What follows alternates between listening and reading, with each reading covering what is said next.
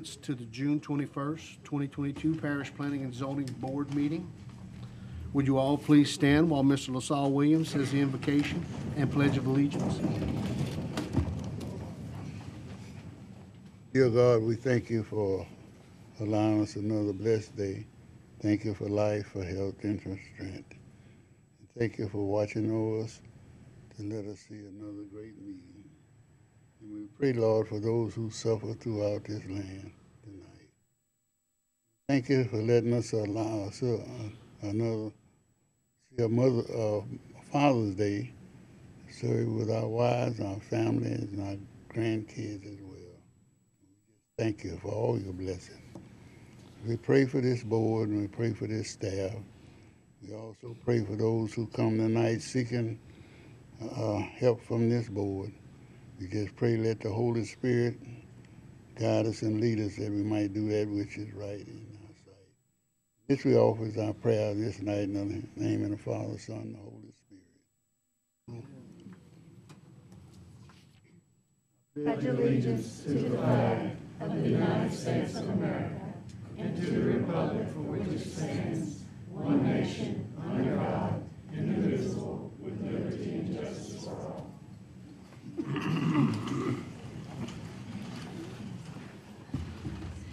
Christy, would you please call the roll?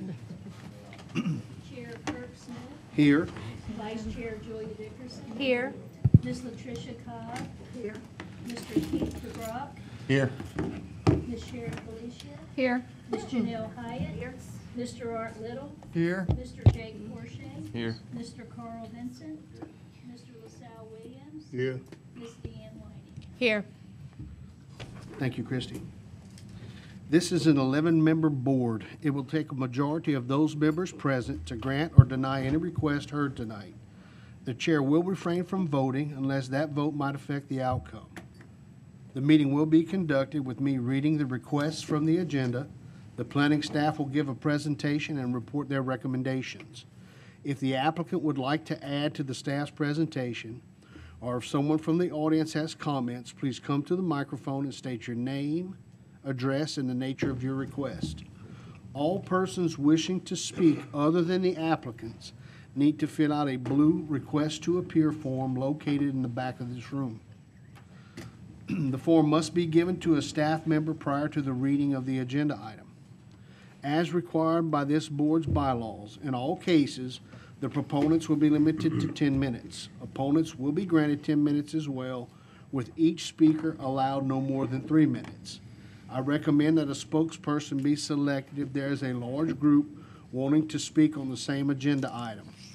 If 4 or more speaker request forms are submitted, the time allowed for individual speakers will be limited based upon the number of forms submitted. The chair has the right to limit speakers who present redundant information or personal attacks. In unique situations, the chair may extend or the board may vote to extend the time allotted for speakers. After discussion, the board will vote on each request. I will announce the decision of the board after the vote. The exceptions and variances are final tonight. The rezoning cases will go before the police jury for final action on Thursday, June 23rd, 2022. This meeting is being filmed by the Calcasieu Parish Government Channel and can be viewed on Wednesday and Thursday following the meeting. For additional run dates, check the website at www.calcasiewparish.gov, Channel 5 in Lake Charles, Sulphur, Moss Bluff, Westlake, Vinton, DeQuincy, and Gillis, Channel 99 in Coreless and Grand Lake. Please either turn off or silence all electronic devices. Take appropriate action to approve the minutes of the regular meeting of May 17th, 2022 Planning and Zoning meeting. So moved. Motion by Ms. Dickerson, second by Ms. Hyatt. All those in favor state aye. Aye. Minutes are approved. Item 6, variances. 6A, take appropriate action on the following application. 2941 Agnes Road in Ward 3, variance to decrease the side and rear yard setback requirements for a pond. Side yard required 50 feet, requesting 31. Rear yard required 50 feet, requesting 36. Applicant Gerald DeBarge, VAR-0422-0210. I will entertain a motion for approval with the conditions. Motion by Ms. Cobb, second by Ms. Hyatt. Ms. Tunn. This property is in South Lake Charles and encompasses 3 acres of land. The applicant recently dug a 1/4 acre pond on the property that does not meet the setback requirements. Therefore, the applicant is requesting a setback variance for side yard requesting 31 feet and rear yard requesting 36 feet. Because there is no evidence of a hardship, the staff recommends the request be denied.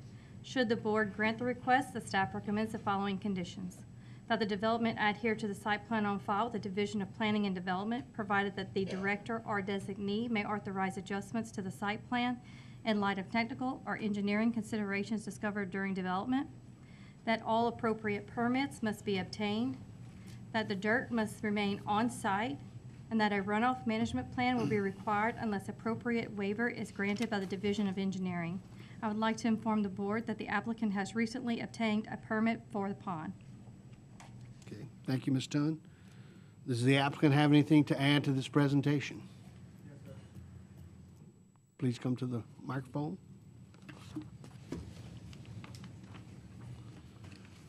Gerald DeBarge, 2941 Agnes Road. Good to be here. So I didn't get a permit like a few others I see. And I've learned a few things about parish government. Essentially, my contractor dug the pond. No soil, no topsoil or any kind of soil left the site.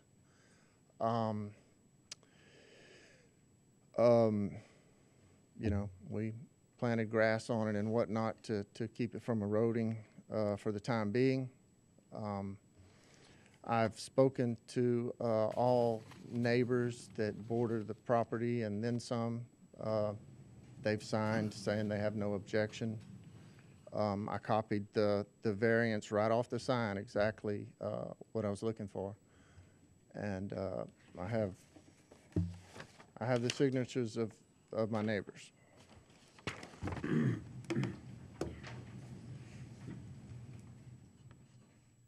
As far as if I had to fill it back in, it would cost me twice what I've, you know, again, half as much again what I've paid, which is a big expense to me. So. Any questions for Mr. DeBarge?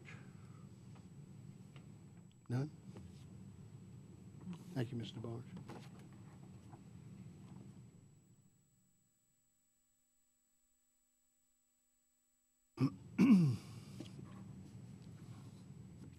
Question for Ms. the Borchett. staff.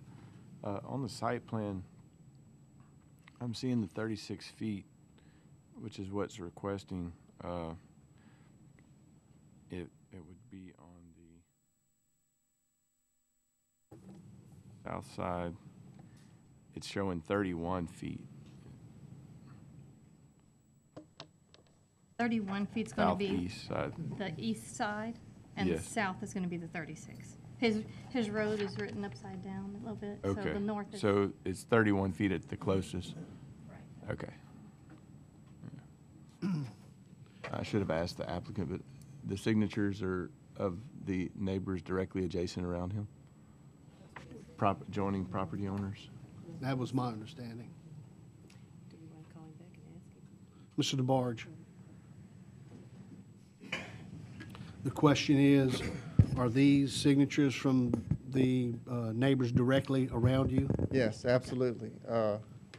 Miss Latour, her son Scott, or my, on each side, on the east side and the south side. And then Mr. Christopher is the coroner on the southeast side, yeah. I think I got a few more just for, Okay. I was out canvassing the neighborhood. But yes, the people who are adjacent to the pond have signed. Okay. Thank you, Mr. DeBarge. I got a question. Mr. So, Mr. Vincent? You didn't, you dug the pond just for a pad for a house or something? Is that what it's for? No, that's the difficult part. I think there are 17 ponds within a half-mile of me, and it's all about elevation in that area. They built their ponds to build their houses up. Well, my house is built in the 70s, and the elevation is low, okay? When we had the flood in May, I think I'd been in the house for 2 weeks. I just bought it. I flooded 8 inches. I went around. None of my neighbors flooded. I think one may have gotten an inch. They didn't have to change any sheetrock. Everyone else is either on elevated house pads, or they're mobile homes that are up 4 or 5 feet, you know, well above me. So my dirt contractor, sort of a last-ditch effort, we did a mini New Orleans. We put a levee around the house and the pond. The pond is a retention pond.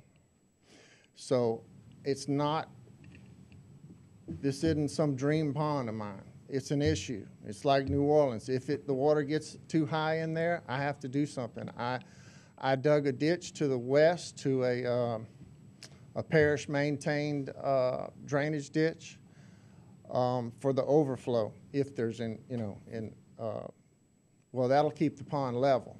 Now, if the problem we have there is flood water, is from the ship channel. There's a little gully there. It backs up all the way. Drainage is great there. The parish put, years ago, on the east property line, there's a 265-foot underground culvert. It's 24 inches in diameter. It's open on each end. So the drainage is good. My problem is elevation. And also the issue is, as new people build, they bring in topsoil. I mean, they build up their property. I don't blame them. But I know that every dump truck load that they bring in is a dump truck load of water in my living room, worst case scenario. So I have a little bit of insurance with the levee and the pond. And I made the pond, I wanted the levee as small as possible, and I wanted the pond kind of as big as possible because that's my insurance, So that, I did not hire a civil engineer. I hired dirt contractors. But I mean, I know if I have a gallon jug of milk and I poke a hole in the side, the water's not going to get any lower than that. I mean, the milk, when it leaks out, it's going to stay that level, So it's not a great situation, but it's the best I could do considering I'm the lowest elevation in the neighborhood. I mean, out of 20 or 30 houses on Sauché, Agnes, and Richard, I was the only one that flooded to the extent that I did. So that's what I got. Do you have a pump? Yes. Okay. Yeah. Of course, it hadn't rained hardly a lick, so that's not been a problem. Yeah, it's true. So. Thank you. Ms. Porcher. Mr. Barsh, would this create a hardship for you to relocate the pond, in your opinion? Yes, sir. It would, I think it would, to change the shape or to move it is going to, I think, increase erosion inside the pond. As far as where the levees go around, the only waterfall on them is from the top of the levee down into the pond. Only watershed, erosion, whatnot. It's not bad there. Now, from my house, which that whole area, drains into the pond, I have to take measures, So if I move the pond, I'm going to have a bigger area of a levee. Right. A greater area. So. You said you did hire a contractor to do this? Yes. Yeah. Family Parish. Okay. Has it been tested yet? It's hadn't gotten anywhere close to being full, you know, Good. so, yeah. No further questions. Thank you, Mr. Barge. Okay. Mr. Borchett. Just a quick question for the staff. I know these, I can understand Mr. Bart's hardship here. For us as a board, I don't want this to become the playbook. You know, go dig your pond, and then, you know, it's easier to ask for forgiveness than permission. But if there's any way to get the word out to these contractors that are digging these ponds, that, hey, you know, this is the new guidelines. You can't dig within 50 feet. Because, I mean, I don't know how many contractors there are doing dirt work. I know a few of them locally. But just getting this information to the guys that are doing the excavation, that let them be aware. I mean, the codes have changed. Ms. Tunn did a great thing today. She revised our application and put that in bold letters and red on the application that 50 foot is the setback. Good job, Tim. And so, you know, but, you know, obviously, you know, we have our CGov channel, and we can do some public information out there to folks and put it out there. So, yeah, be glad to. Okay. Ms. Christie, roll call vote? Ms. Dickerson? Yes. Ms. Cobb? Yes. Mr. DeBrock? Yes. Ms. Felicia? Yes. Ms. Hyatt? Yes. Mr. Little? Yes.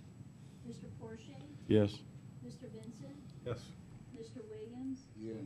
Ms. Whining? Yes. 10 for. Motion passes. Item 6B, take appropriate action on the following application. 592 West Telephone Road in Ward 1, variance to allow accessory buildings. The maximum square footage allowed, 2,000 square feet, requesting a total of 4,190 square feet. And to decrease the front yard setback requirement for an accessory building, required 60 feet, requesting 30 feet. Applicant Donald Dotson, Edux. This is VAR-0522-0211. I will entertain a motion for approval with conditions. Motion by Ms. Dickerson, second by Coach Williams. Ms. Tunn. This property is in Moss Bluff on West Telephone Road and encompasses approximately 1.67 acres of land. The applicant intends to construct a 40 by 50 accessory building for additional storage on the property. Adding the new accessory building and with the existing personal use buildings, the total square footage exceeds the maximum square footage allowed. The parish ordinance requires all personal use covers and accessory buildings to be calculated as accessory uses. Also, the applicant is requesting to decrease the front yard setback requirement for the newly proposed building. The front yard setback requirement is 60 feet. The applicant is requesting 30 feet. Because minimal impacts are to be expected, the staff recommends that the request be granted with the following conditions: that the development adhere to the site plan on file with the Division of Planning and Development, provided that the director or designee may authorize adjustments to the site plan in light of technical or engineering considerations discovered during development, and that the development adhere to stormwater best management practices. Thank you, Ms. Tunn. Does the applicant have anything to add to this presentation? Okay. We have no blue cards on this matter. Are there any questions by the board or the staff or the applicant? There being none, all those in favor state aye. Aye. Any opposed? There being none, motion passes.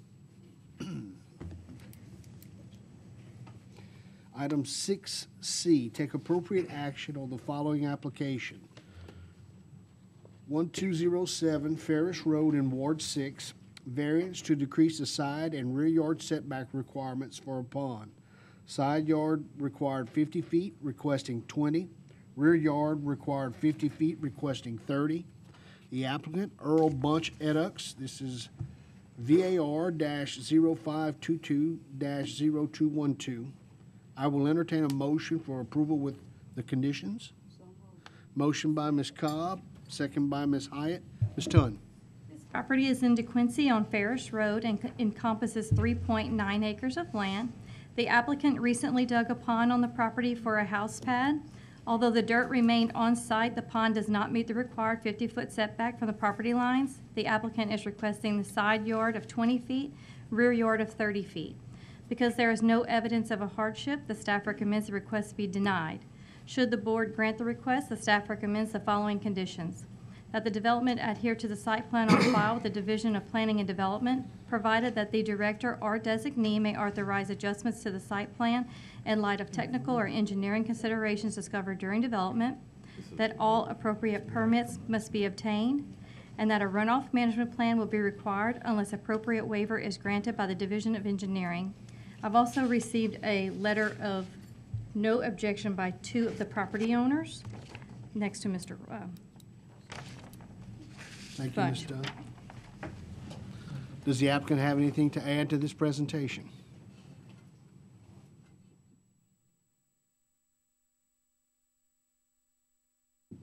Yes, my name is Earl Bunch. I live at 1207 Ferris Road in DeQuincy. And I do have a list with my neighbors, Jeff Royer and Daniel LeBron has signed, said there was no hindrance to their property at all. I have taken water from Mr. LeBron's property, put in my pond, and took the water that was going in the past over to Mr. Royer's property and diverted it to a natural drainage on fence line. So, the cost of redoing this is gonna be costing about $30,000. And we just finished the house, and we had obtained our permits approval on everything we did. And I feel like, you know, the pond was dug for a foundation for our home, for a shop and the home itself. And now we just moved in about a week ago. And as far as the hardship on something like this here, financially, we went $50,000 over what we should have spent originally for the home. And it's gonna cost us quite a bit more to backfill this pond to get it in within the regulations. But if I'd have known about the permit to begin with, I would have gotten it, and I would have stayed within the regulations. But I had no knowledge of it at the time, so we dug the pond on May 8th of 2020. Any questions for the applicant? Mr. Porche? Say May 8th of 2020? What, Yes, May What- 8th, 2020. what triggered this? A neighbor? The neighbor had a call on his pond, and then this one came up also when they did an inspection. I think last neighbor- month we addressed Last the month, other we one. addressed I the got other you. one. Yeah, Okay, Mr. so this Royer's is property. connected. Right. Okay, Did all y'all right. dig them at the same time, you and Mr. Royer? Yeah, we dug at the same time. We were watching him dig, same time we were watching us dig. Okay. So, and neither one of us had knowledge we had to have a permit. Okay. Any other questions for the applicant? So- If I would have known, I would have guided him in the right direction if he So, wouldn't. so did Mr. Royer approve yours? Yes. I would hope so. All right. And then I got the rid of other his- property owner behind, you've got approval? Yes, Okay. the property to the south is where I'm taking the water off his property and cleared it and diverted water to my pond and diverted water to Ferris Road, in order to keep it off of Mr. Rose's property. Okay. Thank you, sir. Any questions for the staff? Ms. Christie, roll call vote. Mr. DeBrock, Yes. Ms. Felicia, Yes. Ms. Hyatt, Mr. Little, Yes. Mr. Porsche, Yes? Mr. Vincent, Yes. Mr. Williams, Yes. Ms. Winey, Yes. Ms. Dickerson, Yes. and Ms. Cobb. 10 for, Motion passes. Item 6D, take appropriate action on the following application. 4986 Coreless Drive in Ward 4. Variance to decrease the side and rear yard setback requirements for a pond. Side requirements required 50 feet, requesting 30 feet. Rear yard required 50 feet, requesting 25 feet. Applicant Andrew Grigsby, Edux. This is VAR-0522-0214. I will entertain a motion for approval with the conditions. Motion by Ms. Cobb, second by Ms. Hyatt. Ms. Tunn. This property is in Coreless on Coreless Drive and encompasses 4 acres of land. The applicant recently dug a pond on the property for a house pad and leveling of their property. Although the dirt remained on site, the pond does not meet the required 50-foot setback. They're requesting side yard setback of 30 feet and rear yard setback of 25 feet. Because there is no evidence of a hardship, the staff recommends the request be denied. Should the board grant the request, the staff recommends the following conditions: that the development adhere to the site plan on file with the Division of Planning and Development, provided that the director or designee may authorize adjustments to the site plan in light of technical or engineering considerations discovered during development, that all appropriate permits must be obtained, and that a runoff management plan will be required unless appropriate waiver is granted by the Division of Engineering. Thank you, Ms. Tunn. Does the applicant have anything to add to the staff's presentation? Andrew Rigsby, 4986 Carter's Drive. Yeah, so my intentions were not to be that close to the property line. It's been a while since I dug a pond. Last time I dug it, it was 25 feet easements for the setbacks. And I was always told from my developers that, you know, they did a lot of my pads, that as long as the dirt stayed on site, we didn't have to pull a permit. So I was just misled, and here we are now. Yeah, so for me, also like everyone else, I'm right in the middle of my house being built, so it would be a heavy cost to fill it back in, and even try to move it at this time. Also, my permit was stopped to build my house, so I was wanting to get that, you know, if I have to fill it back in or move it, at least let me continue building the home and give me more time maybe to fill it in, you know, if that's the case. But right now, I went in with 25-foot setbacks, and as long as the dirt was on site, I thought I didn't need a permit. Any questions for the applicant? How long ago did you build the pond? It's been at least a year, I think. It's not been that long. I think they changed from 25 to 50. I think it was 2019 or 2020, I think is when that was done. But with the hurricane and everything going on, it's just something I didn't realize had changed. You said there was an existing pond there before. So what we That's what I did when we read. cleared the property, it was all wooded. You can see the lot behind me. It's actually my neighbor that's here too. So when we cleared it out, we were just clearing the land, and we found the previous owner said he used to fish back there. So as we were clearing the property, we'd come up on a low area that held water, but it was only about knee deep. So I just figured that was a pond he was talking about, and I kind of was like, you know, that'd be a good spot for drainage, being it was already naturally draining there already. I figured it was a good spot. I got a question for staff. My information, the statement he made, if you build a pond and you don't remove the dirt from that area, you don't need a permit? No, you do need a permit. But it's considered, by definition under the ordinance, if you don't remove the dirt from the property, then it's considered a pond. If you remove the dirt off-site and transport it off-site, it's a bar pit. That's the difference. That's our definition for the parish. Staff, he said something that got my attention. Did y'all stop his permit from him building a house? I'm not sure. I'd have to check and see if there's a stop Is that what you said, sir? They've actually released it when I filled out the paperwork to do this. Okay. They did Okay. release All it. right. Okay. Yes, it is released, but I just didn't know if it was gonna, if I have to fill it back in, if that would stop affect me, it. Okay. affect me again from continue building. And you see in the pictures, that's where my house is at. I mean, it's in the black end phase. Okay, Mr. Porsche. The existing pond or drainage area, was that at the 25-foot mark? So it was before the 25-foot mark. It just as my dirt guy was digging. I guess he just got carried away, you know, with not paying attention to everything. But my setbacks were 25 foot originally when I did lay the pond out, and I laid it from my front property line back, which I should have just found my back property line and laid it out from there. So I just pulled it from my front property line. Have you spoken with your neighbors? Yes, I have. There's only one neighbor that my pond is near. He actually owns the land, you know, to the north of me and to the west of me, which is where my pond is. Okay.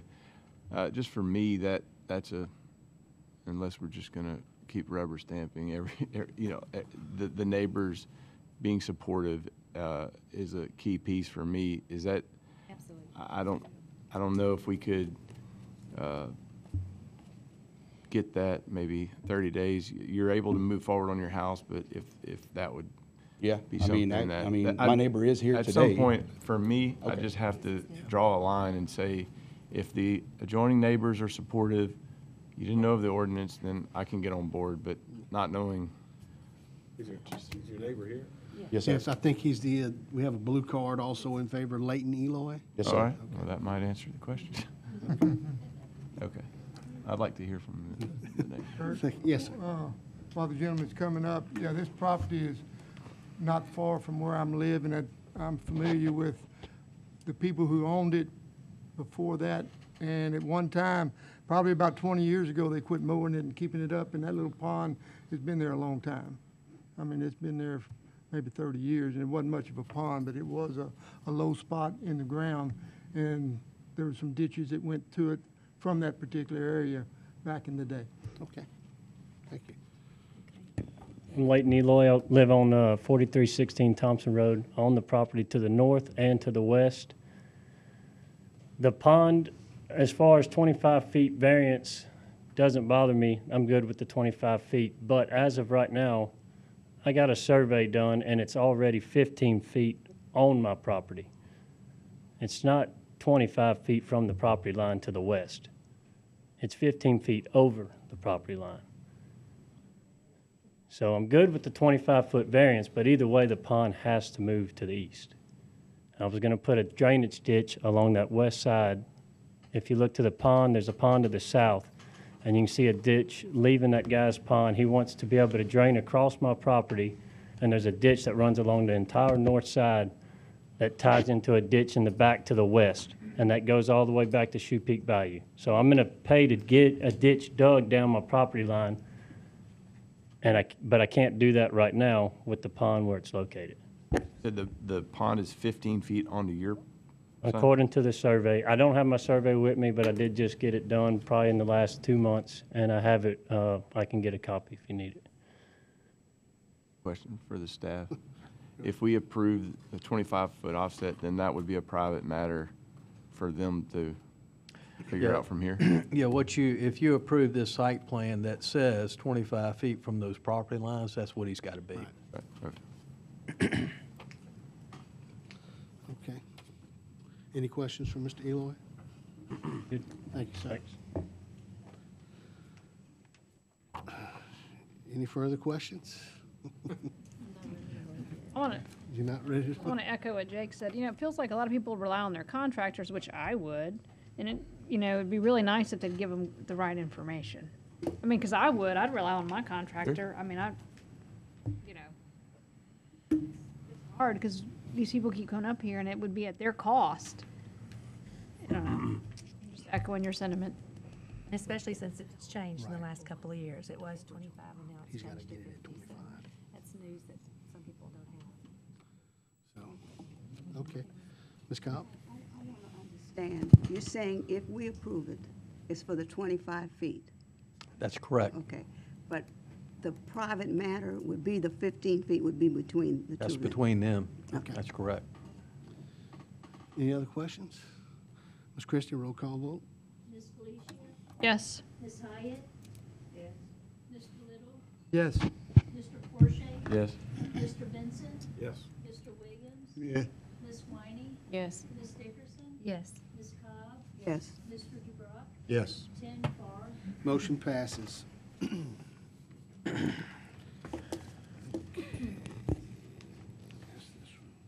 Okay, item 7, exceptions. Item 7A, take appropriate action on the following application, 4500 block of East Preon Lake Road in Ward 3, exception to allow a 3-year extension of an existing borrow pit, total 15-acre pit, applicant East Preon Lake Properties LLC, EX-0422-0140.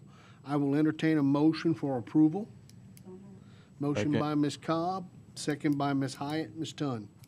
Property is located in East Lake Charles off of East Preon Lake Road and encompasses about approximately 40 acres of land. In 2007, the applicant received approval to excavate a 15-acre borrow pit. The approval was granted with the condition that the exception was for 10 years or when the excavation was complete. In 2017, the applicant was granted a 3-year extension. The 3-year time limit has expired, therefore the applicant is requesting an additional 3 years due to the pit being utilized by a local construction company. Because minimal impacts are to be expected, the staff recommends that the request be granted with the following conditions. That the development adhere to the site plan on file with the Division of Planning and Development, provided that the director or designee may authorize adjustments to the site plan in light of technical or engineering considerations discovered during development. That permitting is subject to a letter of no objection from Gravity Drainage District Number 4 of Ward 3, and that a runoff management plan will be required unless appropriate waiver is granted by the Division of Engineering. Thank you, Ms. Tunn. Does the applicant have anything to add to the staff's presentation? Okay. We do have a blue card in favor of it, but I think this may be the wrong agenda item.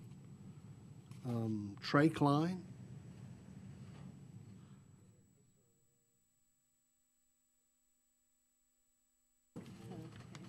Okay. Thank you for clearing that up. Okay. We have no blue cards on this agenda item. Any questions or concerns by the board? Questions for the staff? There being none, all those in favor state aye. Aye. Any opposed? There being none, the motion carries. Item 7B, take appropriate action on the following application. 3559 Highway 90 West in Ward 7, exception to allow commercial development, outdoor shooting range, applicant Krause and Mannequin Lumber Company LLC, EX-0522-0142. I will entertain a motion for approval. Motion by Ms. Cobb, second by Ms. Hyatt. Ms. Tunn.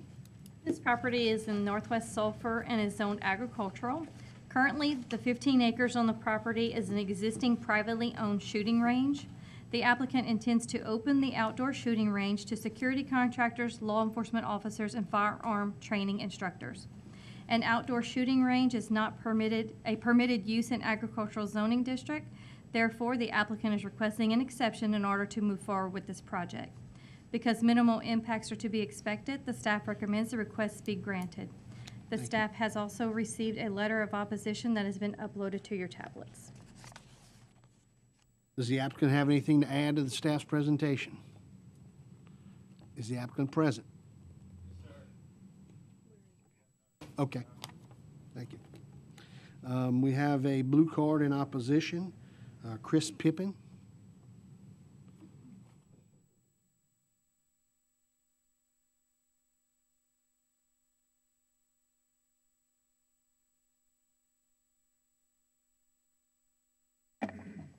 Good evening, board members. We sent out letters on the 14th of June. Name Each and every one address of for you the was record, sir. Sir? Name and I'm address sorry, I for the record. apologize. Forgive me, I'm a little exhausted. Chris Pippin, address is 2221 WPA Road, Sulphur, Louisiana. Thank you, sir. So I trust all of you have received the letters we sent out on June 14th. If you have not, I have extra copies. Okay. So we are here just, we're not going to go over, I'm not going to go over what was written in the letter. Y'all can look at that over. Point is, we're in opposition to it due to the noise that's going to be produced from this range. Seeing more and more details on it, it's going to be police, firemen, enforcement officers. That's going to be a lot of noise, a lot of high-powered weapons. that is very visible and sound from many areas and for many, excuse me, many distances from that area. As it stands right now, the Lake Charles Gun Club is where all those members do that training. I see no reason why they have to move from that location. There's nobody there for them to bother. Many of our neighbors in our area are veterans and elderly folk. Two of them which we are also representing is the Butlers of 2231 WPA and the Raggios of 3525 Quibido. Both are elderly couples. Was not able to make it here today. They have voiced their concern, told us about the noise they can hear. I'm probably the furthest from the location. I wear hearing aids, and without my hearing aids in my home, I can hear the gunfire.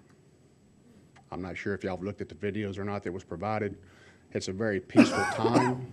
You're sitting out there, you're minding your business, and you start hearing this rapid fire. That's going to be all hours of the day into the night. I would ask each and every one of you to put yourself in my position, sitting at your own home and your own property, enjoying the day, enjoying your family time, barbecue, pool, whatever it is that you may have. And I want you to hear that constant boom, boom, and then rapid fire boom. It's no longer peaceful. So, not to go into a whole lot of details, hopefully that kind of explains why we're here and we're asking what we're asking. Okay. Any questions for Mr. Pippin? My question was, 'cause I saw the sign, so how far back is it? It's off of Highway 90, it's not up at their fishing and hunting place. No, sir. No, sir. It's right off of Highway 90. The fishing and hunting place, I think that's the Big Woods. Yeah. That's where that sign is. Big Woods is way further, that's north going towards DeQuincy, I By the way, believe. I just want to make sure I had the right location. How far back off of Highway 90 is it? I'm not sure. I can't judge looking at it. I know it said 15 acres, but. Oh, excuse me. Mr. Chairman, we are also going to call the applicant back up. He Yeah, may we have will. have those answers better for you. Okay, that'll be fine. But you do hear it now. Absolutely. I mean, we heard it late into the night, and the only reason why we're no longer hearing it because we contacted our police director, Mr. Bears, and he explained the situation. We sent him the video of the noise that was being produced. At that time, the noise ceased, so we know we got their attention. We didn't want to reach out to the police officers. We live in the country. We understand that every so often you might hear gunfire, but not at that rate, and not at that. And at the end of the day, there's going to be high-powered weapons, obviously, now that we know it's the police force and law enforcement, things like that. That's not going to be just your average Mr. small Pippin, arms. just to Yes, be ma'am. clear, it's already a range. It's a private range right now. It's been like that for several years is what I'm understanding, and staff, correct me if I'm wrong, but. No.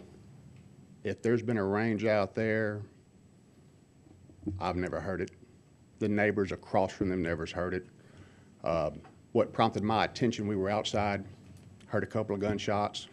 No big deal, right? We're in the country, somebody shooting a gun. Well, then we started hearing it more and more and more and more and more. So I drove down the road. At that time was when I seen the sign, and it was right across from the driveway, and I was like, this is where this is coming from. From there, I believe it was the Comos, they contacted my wife, explained the situation, sent her the video, and that's how all this come about. If that range has been there for the last couple of years, it's been inactive.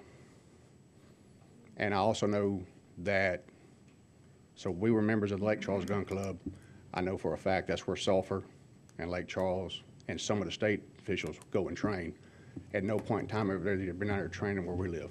Correct, because it's private. Staff, can y'all clarify that for us? Is that? Well, the applicant will be coming Well, that's up true. after. The applicant can do that, So. yeah. So I guess, if I may ask a question, I'm not sure how this works. If this has been a range this long, why are we now going through what we're going through? It's my understanding that they're now trying to get it for security companies or police, law enforcement. They're not opening it up to the public. It's for those corporations. But it's private right now, and that's what I'm understanding. But I guess the staff can clarify, I mean, the applicant can clarify that. So thank you. So again, that just pushes me that much more of against doing this. If we're talking about bringing private companies in, again, I ask you to put yourself in my shoes. go sit in your backyard and listen to a gun constantly go off. Okay, it ain't like they're gonna go out there and fire 3 or 4 rounds and leave. Thank you, Mr. Pippin. Yes, sir. Oh, you have a question? Yes, sir. Mr. Pippin, how many people are here with you today that actually feels the way you do? I know my wife is here. I'm not sure who else. Just Like I one said, I blue spoke card? on the behalf of the two other two other neighbors that were here. Again, they're elderly people. Mr. Butler is a veteran of war, and anytime a gun is fired outside, that man walks outside and looks around. He wants to know what's going on. He can hear it in his home. He's further than I am. And he came to me and said, "Are you shooting?" I said, "No, sir, it's not me. Somebody across the way." The only time I ever discharge a firearm on our property is if there's some kind of varmint or snake or something of that nature. And if I have time, I notify him. Most of the time I don't, which he'll come out. Thank you. Thank you, Mr. Pippin. Would the applicant come to the podium, please?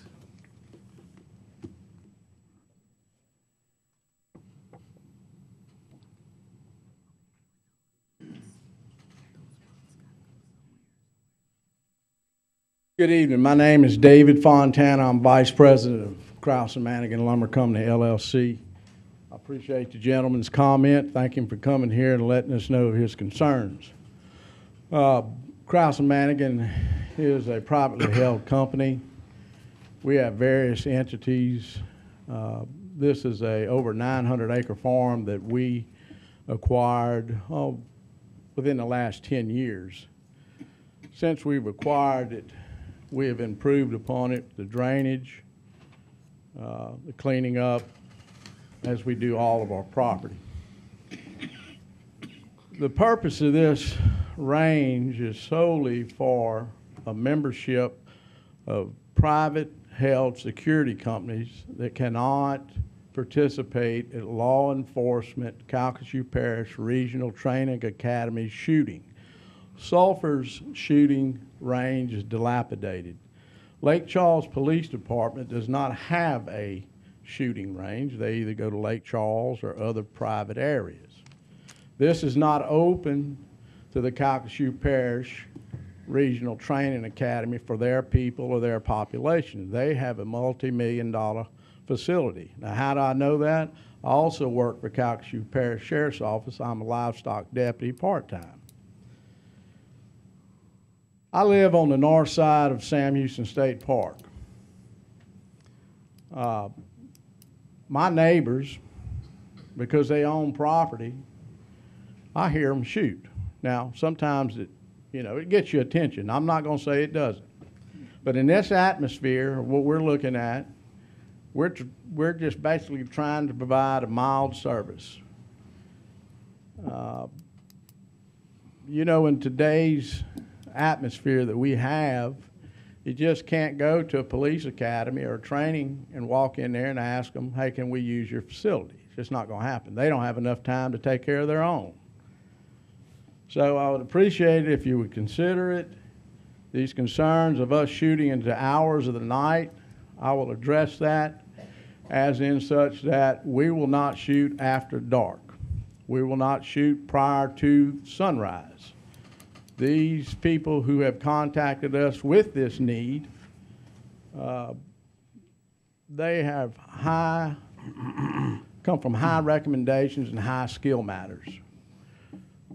We've gone through all of the requirements as far as making sure they have shade, they have proper backstops, there's first aid out there. And most of these people are not just someone who would drive up or come to our office and say, we want to go shoot out there. That's not the case. It's not open to the public, nor is it going to be. The gentleman with me is a veteran, and he is overseeing this project under the direction of the president of the company. So he is very skilled in weapons, various types. So we're not getting into an arena that we have no knowledge of. We have about 7 different divisions with our company. This is a small one. You mentioned the Big Woods Fish and Game Preserve. Out there, we have a skeet range. We also have a small rifle range for those people who are members. We've had good luck with it. And the way we run it, when you're a member, if you want to sight in your rifle for deer season or you want to shoot skeet, it's available, but it's scheduled. That being said, this particular location, it comes under scheduling. It's no drive up and go. We run everything on a schedule, and that's the way it's going to be. Thank you. Any questions?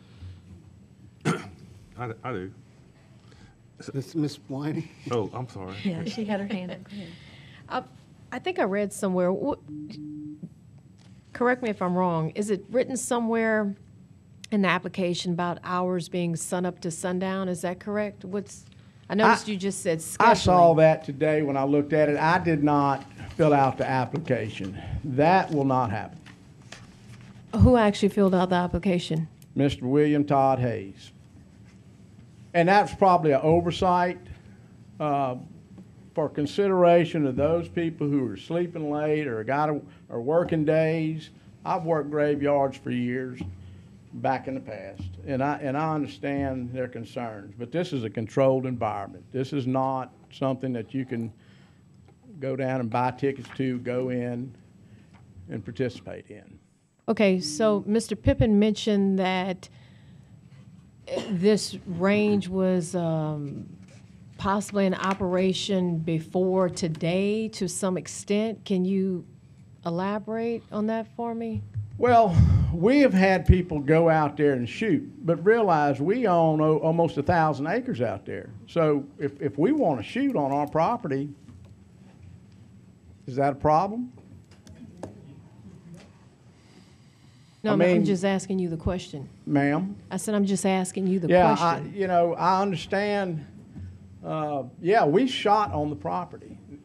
But when we figured out where we were going with this, we pulled the reins in and said, wait a minute. Let's go to the variance board. Let's go to this body.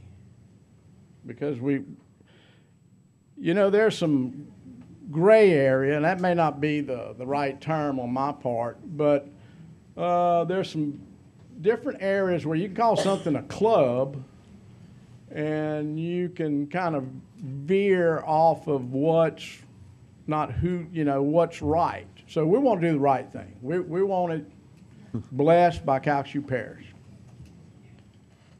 Thank you. Mr. Bourget.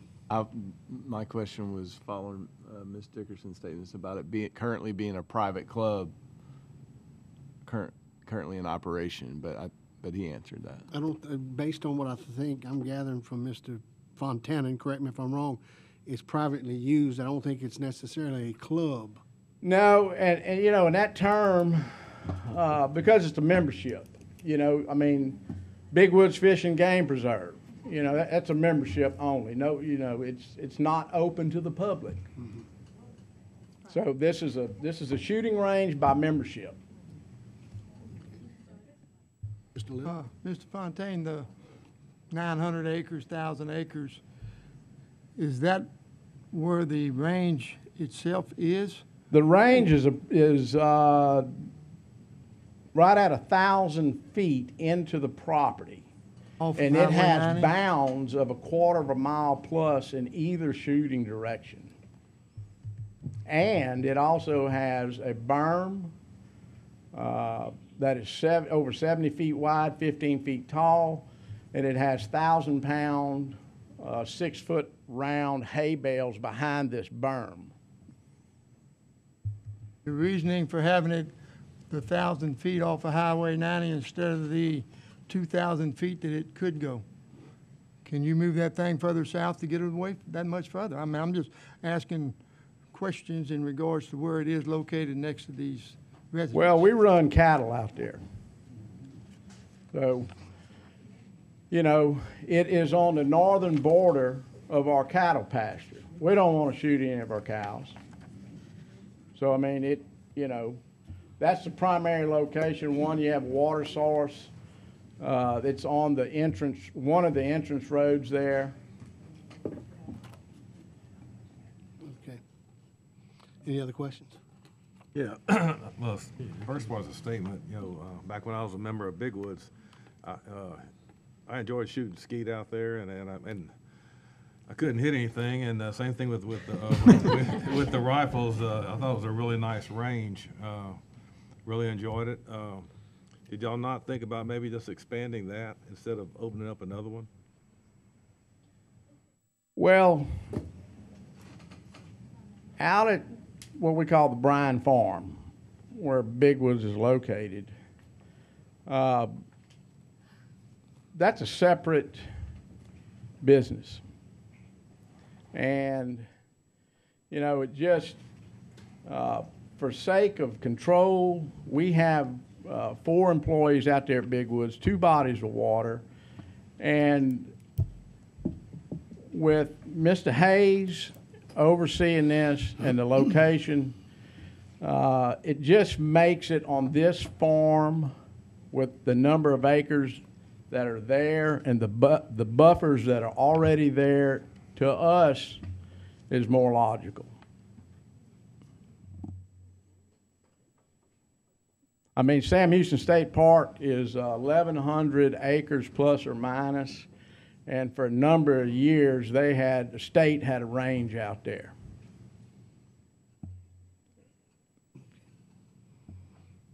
Any other questions? Thank you, Mr. Fontana. Thank you. Oh, Jake, you have a question? Just comments on gun range.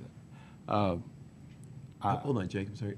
We finished with Yeah, the we're finished with Yes, Mr. thank Fontana, I'm sorry. It seems to be in a secluded area. My experience, most experience with gun range, they used to have one right by the Mallard Cove Golf Course. And that was next to Chenault. And they would be shooting.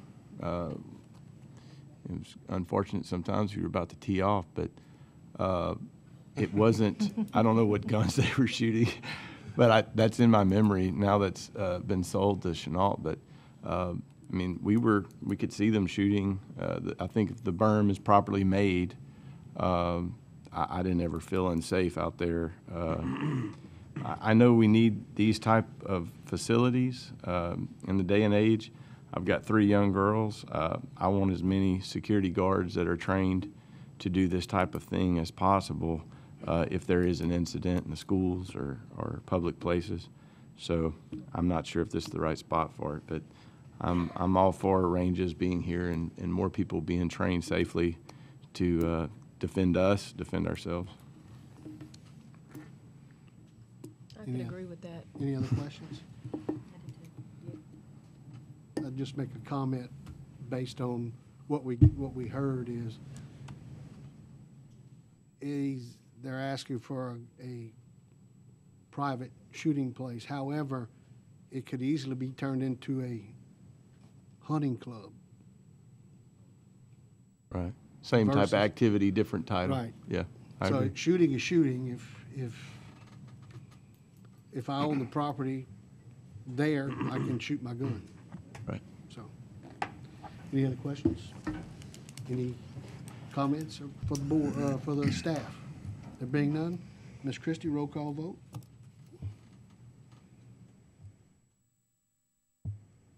Mr. Little, No? Mr. Porsche, Yes. Mr. Benson, No. Mr. Williams, Yes. Ms. Winey, No. Ms. Dickerson, Yes. Ms. Cobb, Mr. Brock, Yes. Ms. Felicia, Yes. Ms. Hyatt. 5 for and 5 against. Mr. Chairman? Yes. Okay, 6 for and 5 against. Motion passes. Item 7C, take appropriate action on the following application. 9340 Tom Abear Road in Ward 3, exception to allow industrial development, solid waste site, construction and debris landfill. Applicant Mark Bell et al., EX-0522, 2023-0143. I will entertain a motion for approval with the conditions. Motion by Coach Williams, second by Ms. Hyatt. Ms. Tunn. Properties in South Lake Charles off of Tommy Bear Road and Hams Road. Last month, the board approved an ordinance amendment on this property to allow a revised site plan. At this time, the applicant is requesting an exception to allow a solid waste site, construction and debris landfill on the south 80 acres. The existing borrow pits on the property will be utilized for the construction and debris site. Because minimal impacts are to be expected, the staff recommends the request be granted with the following conditions. That the development adhere to the site plan on file with the Division of Planning and Development, provided that the director or designee may authorize adjustments to the site plan in light of technical or engineering considerations discovered during development. That all appropriate permits must be obtained. That a runoff management plan will be required unless appropriate waiver is granted by the Division of Engineering. Thank you, Ms. Tunn. Does the applicant have anything to add to the staff's presentation? Okay, thank you. We have no blue cards on this item. Any questions or comments by the board? There being none, all those in favor state aye. Aye. Any opposed? There being none, motion carries. Item 7D, take appropriate action on the following application. 2800 block of Old Highway 171 in Ward 3, exception to allow a borrow pit 1 acre. Applicant Dennis Guillory, Edux, EX-0522-0144. I will entertain a motion for approval with the conditions. Motion by Ms. Cobb, second by Ms. Hyatt. Ms. Tunn. This property is located between Lake Charles and Moss Bluff on Old Highway 171. The applicant is requesting an exception to excavate a 1 acre borrow pit. In order for the applicant to move forward with the borrow pit, he must have approval from the board. Because minimal impacts are to be expected, the staff recommends the request be granted with the following conditions. That the development adhere to the site plan on file with the Division of Planning and Development, provided that the director or designee may authorize adjustments to the site plan in light of technical or engineering considerations discovered during development. That the development must be in accordance with Section 26-122, 1H4I through XIII of the Parish Code of Ordinances. That all appropriate permits must be obtained. That the development adhere to stormwater best management practices. And that a runoff management plan will be required unless appropriate waiver is granted by the Division of Engineering prior to issuance of a development permit. Thank you, Ms. Tunn. Does the applicant have anything to add to the staff's presentation?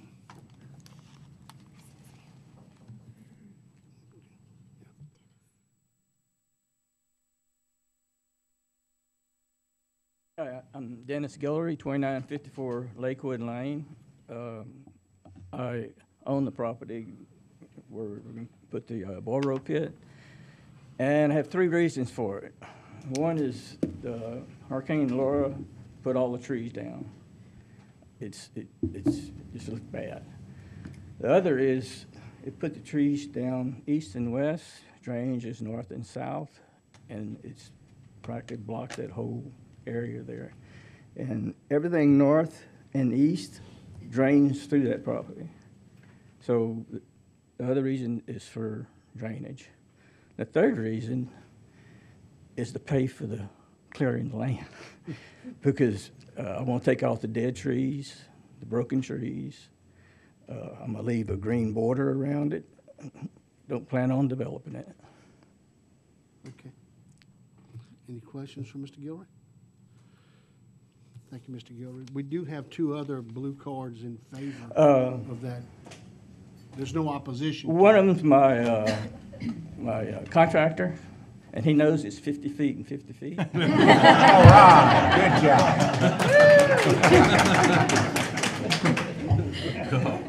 Would that be Matthew Andrews?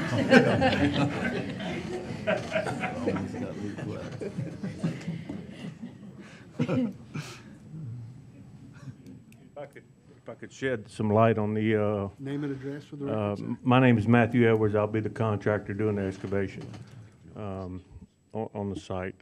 I was here earlier and heard all the permit issues. For years, we didn't have to do anything to dig. and usually with contractors in this line of business, they're usually in business for about 4 to 5 years, and then they go out of business, turn over. You got the big guys like Krause and Mannequin that do big contract commercial stuff. They stay in business, but a lot of the little guys don't make it. So they get in and they don't know, or they ask somebody who was in it before, no permits needed, and they take off. I've been doing this 20 years, and we do a professional job, and I guess that's about it. Is there any other questions? Only if there's a survey on that property. Is there a survey on the property?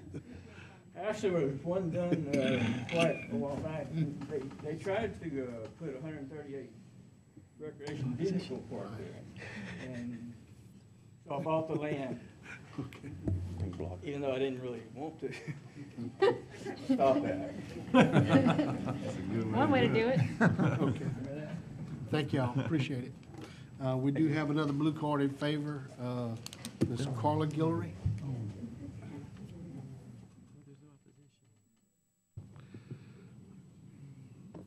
I've lived in that neighborhood for 77 years, since that's the land I was brought home to. And we care about it, and we're trying to do what's best for that. And I call Matt my land decorator. My husband said he's a functional land decorator. So I would say that you could trust him to do a really good It's over. that he would do a really good job, and he's already cleared the lot right next to us, and we put up a wall of trees, trunks that were left over, and that for animals. And so we're looking to keep it friendly to nature too, and also to keep the water from the Calcasieu to the English Bayou runs across that land. So we really would appreciate it. Ms. Guillory, your name and address. Ms. Guillory. Ms. Guillory. Oh, yes, I'm sorry. Your name and address for the Oh, record. I'm sorry. Carla Guillory, 2954 Lakewood Lane, Lake Charles. Thank you, ma'am. Any questions or comments regarding this item? All those were for? If there's any concerns, all those in favor state aye. Aye. Any opposed? There being none, motion carries. Okay, item 7E, take appropriate action on the following application. 2592 WPA Road in Ward 4, exception to allow a 10-year extension of a borrow pit, total 130-acre pit. Applicant CWC Ranch LLC, case EX-0522-0145. I will entertain a motion for approval with conditions. Motion by Coach Williams, second by Ms. Dickerson. Ms. Tunn. This property is in the northwest Sulphur area off of WPA Road and encompasses approximately 155 acres of land. In 2015, the applicant received approval to excavate a 130-acre borrow pit. In 2018, the applicant came before the board and requested a 3-year extension. The time has expired, therefore the applicant is requesting a 10-year extension for the borrow pit. At this time, no work has commenced on this property. Because minimal impacts are to be expected, the staff recommends the request be granted with the following conditions. That the development must be in accordance with section 26-122 1F4I through XII of the Parish Code of Ordinances, that a road damage bond and the amount determined by the parish engineer must be submitted to the Division of Engineering prior to issuance of a development permit, that permitting is subject to approval from Gravity Drainage District Number 2 of Ward 7, and that a runoff management plan will be required unless appropriate waiver is granted by the Division of Engineering. Thank you, Ms. Tunn. Does the applicant have anything to add to the staff's presentation? Okay. We do have one blue card in favor. Mr. Klein, if you have anything you'd like to state on this matter? Okay. Thank you. Any questions by the board? Mr. Porche? Maybe for the staff or for the applicant. I was just talking with Mr. Little, the 10-year, I believe that's been up here a while. It's the longest I've seen. It's usually 3-year, right, on the initial. So I was just wondering what the conditions are requesting 3 times the length of time if it hasn't started yet. Any Had requests come up before for the 10 years. Okay. Usually those come up when you have a pit that's in this size. Okay. So a 130-acre pit, I don't Sure. think they'll be able to complete it in 3 years. Yeah, So right. therefore, they're asking for a 10-year. Okay, because we did 3 in 15. Right. With knowing it was this size pit. That's what I'm asking. He had 10 before in 2015. Okay. And came before us. We gave him an additional 3 years. So now Okay. he's asking for an Additional 10. additional Okay, 10. that's it. Okay. Good. Ms. Question Galicia? for the staff. It says in 2022, he contacted planning to request a 3-year extension, but he hadn't ever met the conditions stipulated in 15 and 18 and never received a permit. So have we addressed those issues? He has not started commencement of digging the pond, so that's so he why has he not hasn't had met to them. get permits for that yet. When he gets ready to start digging, he'll have to obtain all those conditions. Okay. I'm just, are you aware of the 50-foot offset? Just making sure, we're good, okay, all right. If you haven't started digging, now's the time, make sure you got it. Kevin Downs, 2480 WPA Road, and yes, we're going to go further than 50 feet. Okay, all right.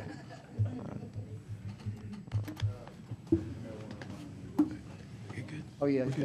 Also, Tammy, you had said something about it being 155 acres. It's 470 acres. Where your pond But the location pond, is. the pond location is, yeah. 155. Yeah, oh, in Right, that right, section. right. Okay. Okay. Any other questions, comments?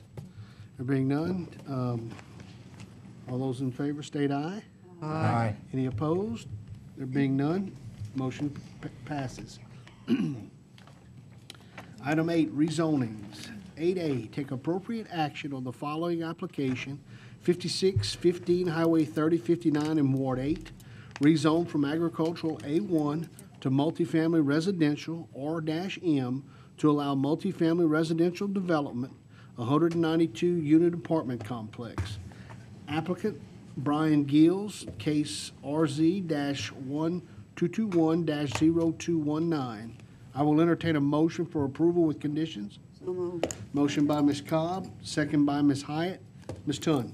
This property is in LeBlue Settlement on Highway 3059. The applicant is requesting to rezone from agricultural to multifamily residential to allow an apartment complex. The apartment units will be 2 and 3 bedroom, 2-bath units, and the development will consist of a community hall, a tennis court, basketball court, and a pool. Should the board approve the rezoning request, the applicant will make application for a variance to allow 192 units and an exception to have an on-site daycare facility. Because the proposed development and density is not consistent with the character of the area, the staff recommends the request be denied. Should the board grant the request, the staff recommends the following conditions: that the development adhere to the site plan on file with the Division of Planning and Development, provided that the director or designee may authorize adjustments to the site plan in light of technical or engineering considerations discovered during development, that all parking and driveways must be hard surfaced, concrete or asphalt, that all exterior lighting must be oriented inward toward the development and the light source cannot be visible to adjacent properties, that screening must be provided in accordance with Section 26-50 of the Parish Code of Ordinances prior to the completion of the first building, that the development adhere to the stormwater best management practices, that a runoff management plan will be required unless appropriate waiver is granted by the Division of Engineering, and that permitting is subject to approval from the Louisiana Department of Transportation and Development. Thank you, Ms. Tun. Before we get into the other items, just want to state for the record, there are 3 blue cards in favor and 9 in opposition. Does the applicant have anything to add to the staff's presentation? First blue card. Mr. Chairman, with those numbers, how about we suggest that the applicant has 5 minutes? Would that be sufficient for him? 5 minutes, and then the other 3-4 can divide up those 5 minutes. Then the opposition, how about 90 seconds each? Okay. Okay. We shall do it. Robin Bassoni, 528 Kirby Street in Lake Charles. I'm representing ownership and the engineering firm today. So this development has been in the conceptual phase for a long time. The engineering firm has been working on it for at least 8 years. 8 months. Then taken into consideration is safety, screening, drainage, and we will definitely meet all of the requirements of the parish and DOTD. We've also worked on the wastewater treatment sizing and making sure that we have that placed appropriately. You'll see on the site plan that we've taken a lot into consideration in regards to the development and lifestyle for the residents, walking path, recreational areas, the hall, etc. This is proposed to address the need for housing in post-hurricane Calcasieu Parish. A lot of development in the history of the area has concentrated on the south side of the parish, knowing that the flooding as the result of our history with Gustav and Ike and storm surge, it is much more favorable to go to the east at this time. The developer's goal for these apartments is for adequate screening. The plan is to provide screening above and beyond the requirement. But I just want to assure you that we will definitely provide the required screening. As you can see by the conceptual images you have, it's going to be very, very nice to serve the residents. I'm available for any other questions you may have as we go through. Thank you, ma'am. Okay, we have 2 additional blue cards in favor. Ms. Elowina Woods. And remind Ms. Woods and the other speakers that they have 2 minutes each. Okay. 2 minutes, Ms. Woods. Good afternoon. My name is Elowina G. Woods, and I am an owner or an investor. I live at 5557 Highway 3059. I've been in that address for about 80 years. My husband and I own 33 acres there, and I'm on the gully, and I have never flooded. And my property, the gully goes through my property. And on the other side, the west side of the property, I own 80 feet of that property. It was stated that there's debris and tree limbs there blocking. Well, I have always called my my parish administrators if I had a problem there. So if there's a problem there with debris, then it seemed like those that are having the problem with that should have addressed that with their parish administrators or call Mr. Tony Stelly, because I've called him many times and he has addressed all of my needs. I am a middle school retired principal. I'm a real estate agent, I'm a business owner, and I'm an advocate, local, parish, city, and national. I've always tried to help our people. All my life, I've spent my time in helping people. I want to ask you all to change 5615 Highway 3059 from agriculture to a multifamily zoning in order for us to bring our families back home. We don't have any, all of our children have left. The schools don't have any children. A lot of children have left. A lot of children have left. A lot of children have left. We lost 4,000 students to the hurricane.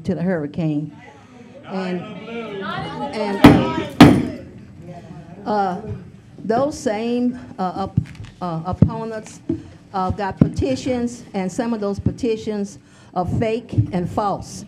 Because I followed them on the blue. Excuse me for yes, a second. Sir. Any more outbursts, sir, I'm going to ask you to remove these people.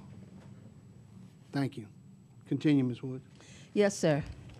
I followed them on the blue settlement station where some names were added to that petition, And they came on and said that their names were added falsely, and they wanted to know why those names were there. We've reached your 2 minutes, Ms. Woods. Thank you. 2 minutes? Thank y'all very much, and please approve our project. Okay, Ms. Tamika Nelson.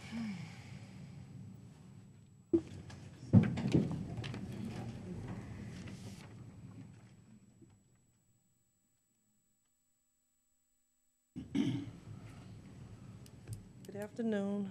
My name is Tamika Nelson, and I'm here for the 5615 Highway 3059, Your address for the record, Ms. Nelson. 1613 East School Street. I'm just here to speak on the behalf of the daycare side. I've had daycare, well, I've owned and operated a daycare for 16 years, and coming back after the hurricane, it's been rough. I mean, the daycare that I own and operate right now, I have a waiting list over 32 children. So I know with this property and what they thinking about doing, I would say go forward with the daycare side, because we have children that needs to be in a safe and a secure environment. And if this gets passed, I would love to see a daycare on this property, because we need them. We down like really bad with daycares. And I have 2 in Lake Charles already. We need way more than that. And this little area will be perfect for that. Yes, yes, sir. Yeah, the people right now are in favor of it. Okay. Any questions for Ms. Nelson? Thank you, ma'am. Okay. Now we have 9 against. Corey Leger.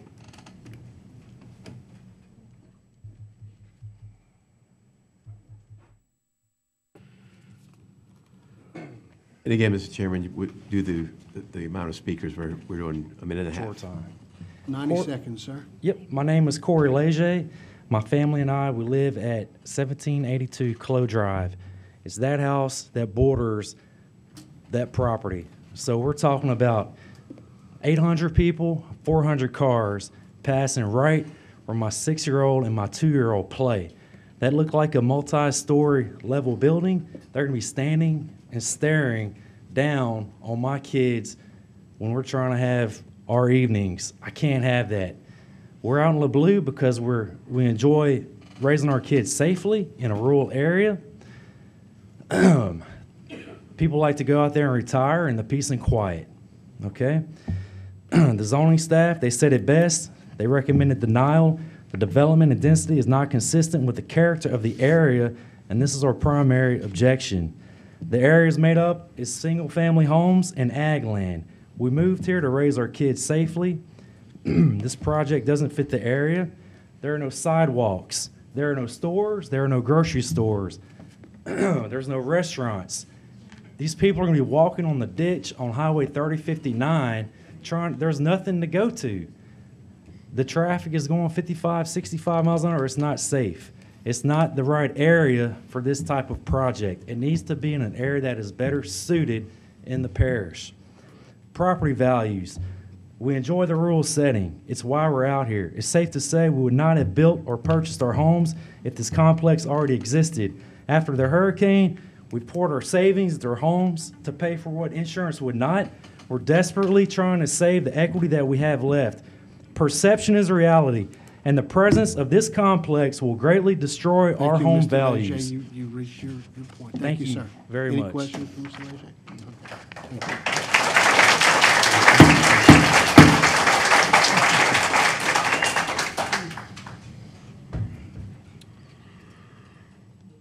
Joey Alseed.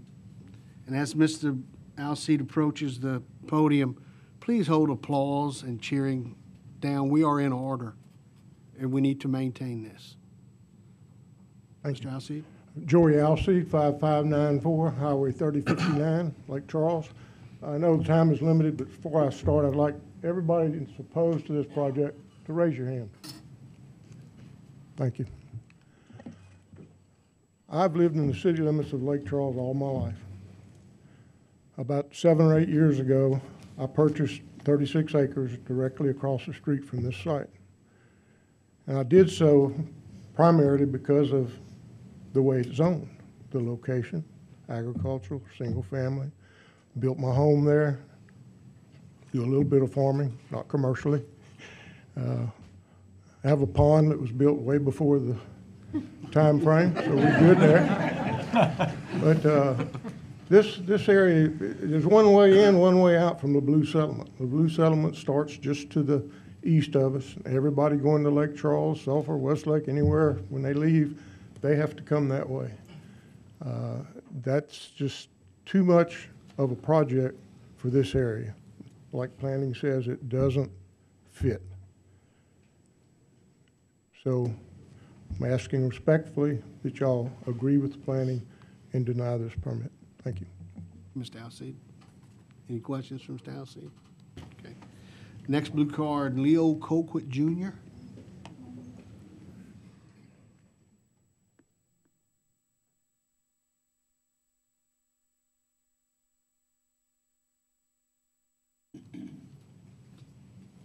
How y'all doing? My name is Leo Colquitt Jr. My property is 5621 Emerald Drive. I have property on Clow. I grew up there all my life. Again, the traffic is going to be horrible. We have a volunteer fire department, so that's not on staff to hold that accommodate people. The overcrowding of my school, I have a son that goes there. They're jam-packed in the schools. There's no food in the area. There's no stores in the area. You're going to clog up the drainage. And then she says that there's going to be some, screening. Once they're not able to fill these 198 apartments or however many apartments, it's eventually going to turn into a Section 8.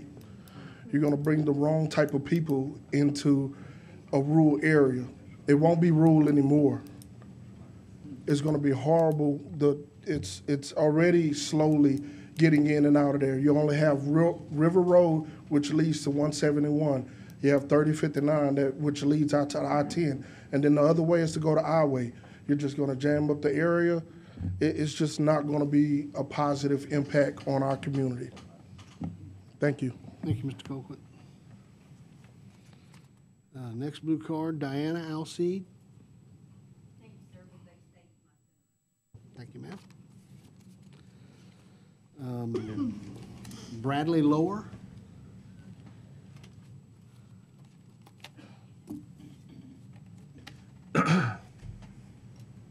Bradley Lower, 1504 Ivor Bro, and I own a home on Chloe as well, where my in-laws moved there for the same reasons, same sentiments. This is why we have zoning, so that things don't flip-flop. We buy a house on Chloe, out in the country, retire in for your in-laws. You don't want to change that 1 year later, you know. I care, everybody knows me, I'm Dr. Lower.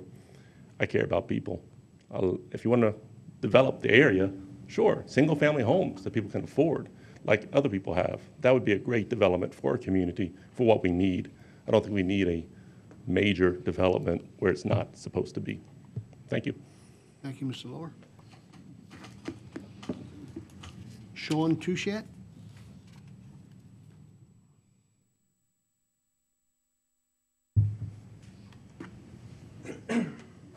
Thank you, Mr. Chairman. Sean Touchette, 5598 Highway 3059. I am the son-in-law of Joey Alcide. I also have the same sentiment. I live across the street, directly across the street from where this is planned to be developed. Luckily, I have trees that are blocking the path. Otherwise, that would be what I look at out my front door. I, again, believe that this is not the right place for this. This is single-family dwellings in that area, which is why we chose to build our house out there 4 years ago. I'm raising a family out there. I have a wife that's pregnant. We expect a new baby this year. This is why we moved out there. We lived inside the city for quite some time. I've been in law enforcement for 18 years. Developments like this just breed all types of bad things, criminal activities and things of that nature. I know developers don't necessarily believe that when they are developing this, but that's what they turn into. There's traffic issues that are associated with something like this because there's no egress for all of those people and all of those cars. And all of the wrecks will happen right in front of my house. And I will have to deal with all the crime, as well as the folks on Clo and all of that beautiful neighborhood to the east of this property. they're going to have to deal with all of that crime that is going to be brought in by all of these folks that they have there. Again, I believe that the development should be denied, which is why all these people are here. Thank you for your time. Thank you. Lane Saunier?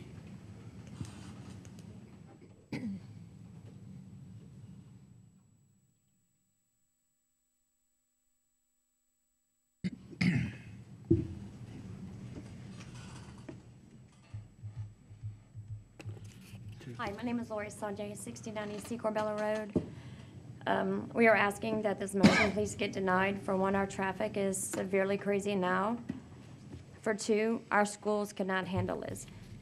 Three, we've called down to the police jury to get us something for our kids to do out there. They didn't allow it. Our kids don't even have a park except for the White House Park, which they just refixed. They wouldn't even build us a church out there. There is no way that, and then our drainage system sucks. Our school buses can't handle no more. We have no bus drivers. They have no teachers. Our kids don't get off the bus till 5 o'clock in the afternoon. So there's no way that we can put other kids on these buses out here. And plus, our crime rate out there is crazy. We can't even get a cop there in 15, 20 minutes when we need it. And I was with the LeBlue Fire Department for 12 years. And back then we had volunteers, and now we have no volunteers. So that's stuff that needs to be thought about too. And she said a daycare. And I mean, and it's gonna bring in all kind of people. And they can have a pool in LeBlue when our kids can't. I mean, it's not fair.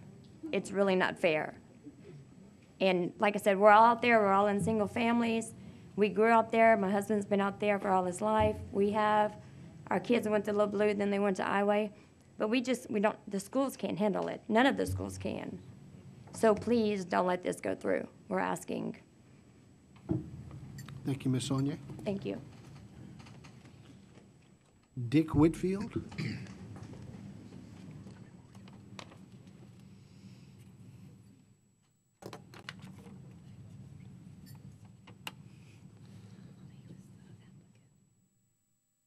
My name's Dick Whitfield. I live at 2582 Hardy Road. I've been out there over 20 years. Built my house out there on 10 acres, just like most everybody else. We came there for the quiet and the country. And it's been quiet and country. And I know everybody else has said, okay, but I want to make 2 points. This is a small cadre of the people that don't want this. Everybody that lives out there is there for the country and the rural life. And to draw an analysis on the change for driving, if you went down 3059 to go to work in the morning and there's 600 cars there backed up at that Pujo and 3059, have a good day. One more analogy I want to leave with you. This building is an atomic bomb to that community. It destroys it. The closer you are to it, the tougher it is. But it's going to get us all. Thank you. Thank you, Mr. Whitfield. Anybody have any questions? Haley Lindsay? Hi, my name is Haley Lindsay. I live on 1694 Chloe Drive. Public speaking is not my forte, nor is not saying entirely too much. So I am from Natchitoches, Louisiana. I'm from deep, deep in the woods. Whenever I moved to Lake Charles, I had a dream. And it was to become a welder, to become a business owner, to own a home somewhere that was very similar to my home. I found that in LeBlue, and I'm sorry, I'm a little emotional because this is just extremely disappointing to purchase a home. At 24 years old, I worked so hard to purchase that home. You don't get that lucky, especially in a neighborhood with people like this. These people are incredible. They are amazing. And it has been said that we are selfish because we don't want people to have somewhere to live, and that's not the case. What's selfish is the people who have already spent their life savings, like Mr. Lejay said, the people who have built this community around family and loved ones, and this is all being, it's at stake right now. This building is right at my property line. So the back of my property, there is a canal, there's a drainage canal. The problem is when it rains like it normally does, it's a drought right now. Whenever it rains like it typically does in Lake Charles, my backyard floods to the point that I haven't been able to mow sometimes for a year at a time. If this happens, my home will now You've flood. reached your 2 minutes.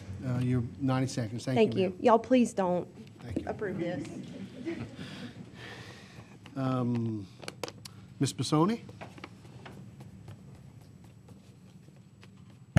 Mr. Chairman, one of the opponents they have a petition. I was going to pass this around. Okay.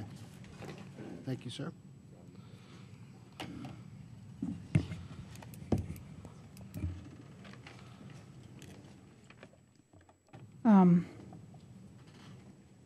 I just want to say I appreciate the board's service to the parish, and I know it's important, and I know how much work you guys put in researching the projects that are proposed, and nobody appreciates it quite like I do. The ownership asked me to give, and I'll start on this end, some photographs of what the front entrance will look like, cobblestone street, and the circle part. This will be what is seen from Highway 3059. There will be a 7-foot fence for privacy around, in addition to a tree line. Again, drainage, it will definitely be addressed in our applications through DOTD and parish engineering. And that DOTD permit does also include the traffic analysis. There's really no way for me to address the conception of the increase in crime or school crowding. Those are issues that are or should be addressed by our local law enforcement and our school board, and are not necessarily zoning questions. But I understand you've received a lot of information in regards to zoning questions. But I just want you to know that, as you can see with the conceptual and the proposed site plan that development has done, the developers and ownership is proposing what we consider to be a top-notch project. And we appreciate your consideration and your time. Thank you. Thank you, Ms. Bissoni. Any questions for Ms. Bissoni? Mr. Little? Should this project go through, what's completion date? So I don't have that timeline for 2 you. years, But 3 years, 10 years? I can walk to ownership and see if they have that in their minds. But he has told me that the 48 units will be what is built first. Okay.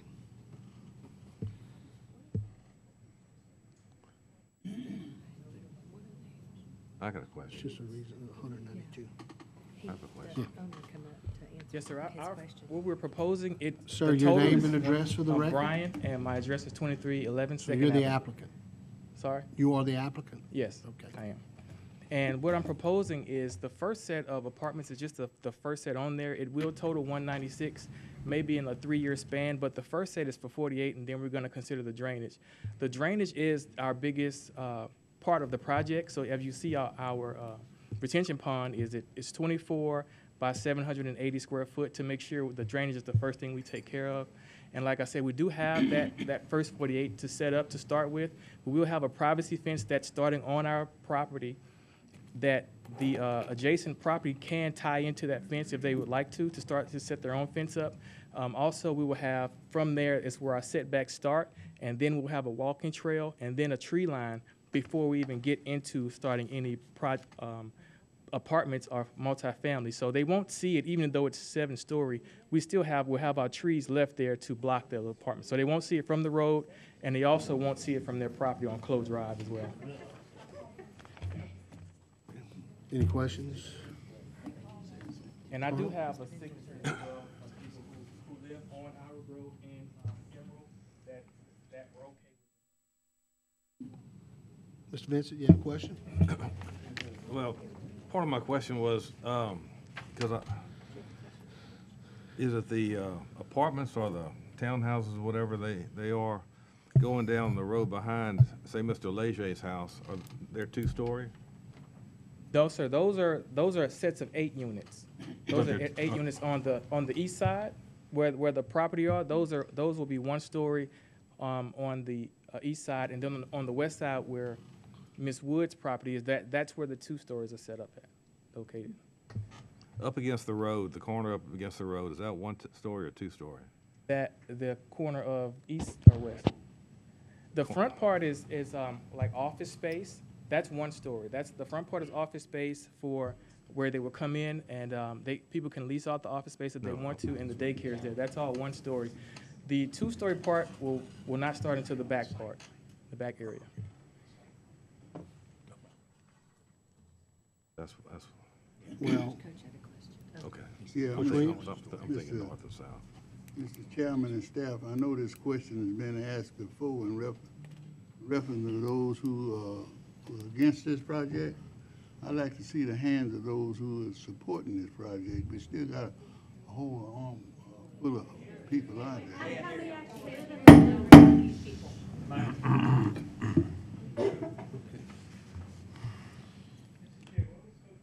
Any other questions? Didn't hear Coach Williams' question. His question was, who was here in support of this project? So, Ask them if they live in the neighborhood. How many of them live in our neighborhood? any other questions? Mr. Porsche? I have some just comments on, you could be seated. I didn't have questions for the applicant. Just in general comments, if y'all still have questions for the applicant, I'll wait. I don't think. Just looking at the overall project, on the aerial map, I can understand the staff's concerns with the density. Just a quick count, I counted 80 to 90 roofs, dwellings, units, if we will, in this overall aerial map. And this one project would more than double the density of this large tract here, this area. The other thing I'm noticing on the apartments, I have some familiarity with the apartment development, is that the density for 192 units, because they're all 2-bedroom, 2-bath, 3-bedroom, 3-bath, is extremely high for most 192 unit developments. They usually have a good mix of 1-1s, 1-bedroom, 1-bath, and then 2-2s and some 3-2s. Usually they're more on the 1-1, 2-2 side. So even for 192 unit development, it's a really high density for 192 units, which 192 units is very high for the area. So I was just trying to wrap my head around it, noticing that I'm sure the developers had their reasoning, but I can answer that for you. No, sir. Just that's my concerns is 192 units. And that has always kind of played into my thought process just in general with the parish. We approve so many units per acre, but I would, if you're talking about 4 units per acre or 7 units per acre, 3 2s of 7 3-bedroom, 2-bath units is a much higher density than 7 1-bedroom, 1-bath. So I've had that discussion with the city as well, but so that's just my comments on it. It's a high density 192, which is a very high density compared to the area. You're more than doubling the units of occupancy in the area. Okay. Any other questions or comments? I just have a comment. It's not controversial. It's really nice to see people come out and have the freedom to be able to speak. and care about where they live and have their voice. I just appreciate that freedom. I'm glad people are out here expressing that. Ms. Christie, roll call vote. Ms. Whitey? Yes. Ms. Dickerson? No. Ms. Cobb? Yes. Mr. Dubrock? No. Ms. Felicia? No. Ms. Hyatt? No. Mr. Porsche? No. Mr. Vincent? No. Mr. Williams? Yeah. 3, 4, and 7 against. Motion fails.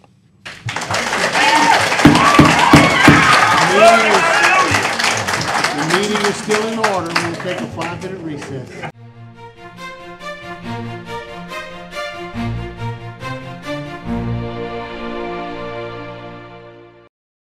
Item 8B, take appropriate action on the following application. 171 Southside Street in Ward 4, amend ordinance 7422, case RZ-1121-0214, to remove stipulation number 4, which states that all parking and driveways must be hard surfaced, asphalt or concrete. The applicant, the succession of Edward Denton Bolton, case RZ-0522-0232. I will entertain a motion for approval. So moved. Motion by Ms. Dickerson, second by Ms. Hyatt. Ms. Tunn.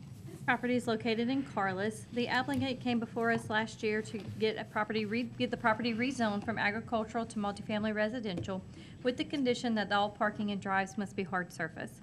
At this time, the applicant would like to remove that condition to allow aggregate surface.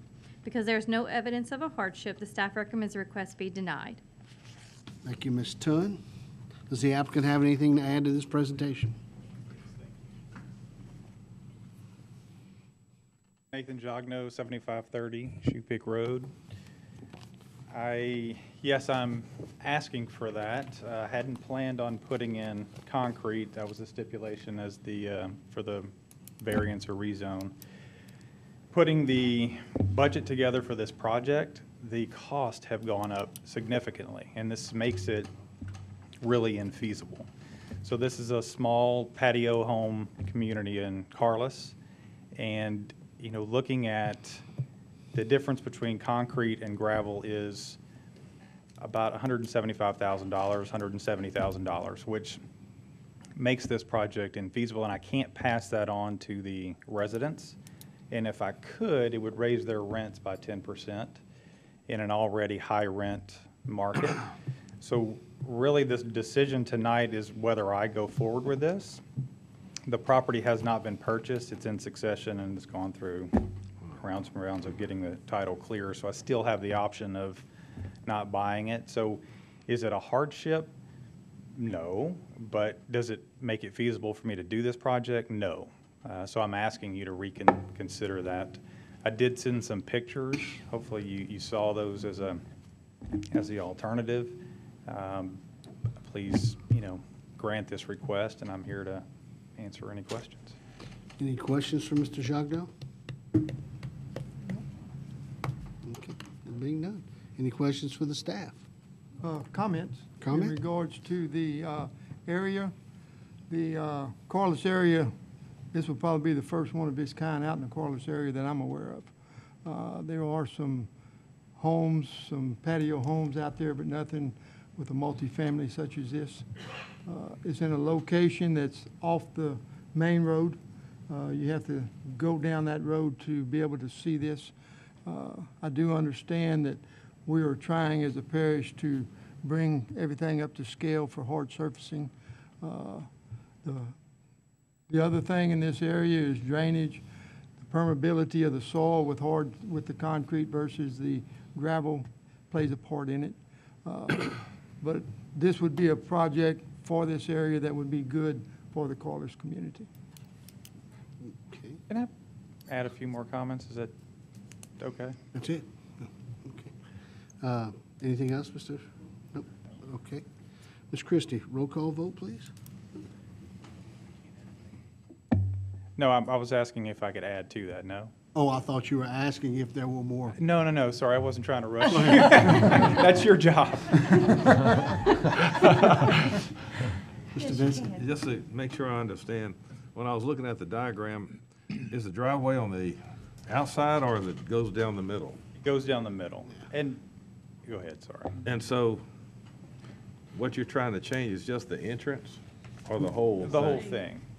The driveway too? Yeah, and I had this in my notes here, and you know, I understand the interest in it being attractive, and I'm interested in that too. I want to attract quality tenants. The way I see it is, yes, it's a financial thing, but if I have a concrete parking lot, which is essentially everyone's front yard, it looks like a strip mall or a motel. So I don't think it's as attractive, so I will maintain it. And I could, depending on the demand on parking, which the parking well exceeds the ordinance, I think there's roughly 4 parking spots per unit. I could actually add trees, replace some parking spots and add trees if I can make that work. So it'll soften that up even more. Is there room for expansion? I don't know, but at that point, it would be too costly to add. No, I mean, you've got 6 units. Is the property deep enough to put 6 more later? No, it's Westlake on the back side. It's industrial to the north. Oh, okay. Mr. Porsche? Just a question for the staff. What are the parish's concerns with, I mean, I'm looking at it, it's a private development. It actually is beneficial for drainage. You know, I see drawbacks in it on a private side. You know, you're going to limit tenants with maybe a walker or dust. High heels. You know, high heels, inability to keep your car clean. Like, so but that's all private issues to me. It's like, hey, if he's going to develop this and he's going to have to drop his rent because he's competing against people with hard surfaces. But as far as the parish, I was wanting to understand the parish concerns with this ordinance. Well, I think that's part of it, and that's why we started requiring some hard surfacing, is because in developments like this, where you do have traffic, vehicular traffic, creates a dust problem. We get the complaints, and the police bureaus get the complaints. From private? Oh, yeah. Okay. Well, it makes sense. And so it's not that we can go in there and we can take care of that issue, because that is a private issue. But we've heard over the years those complaints that's sort of driven us to that sort of why we do that. Okay. So mostly dust. That and, potholes and things like that. The developer moves on, it goes to another party. They don't take care of it as well as the next guy.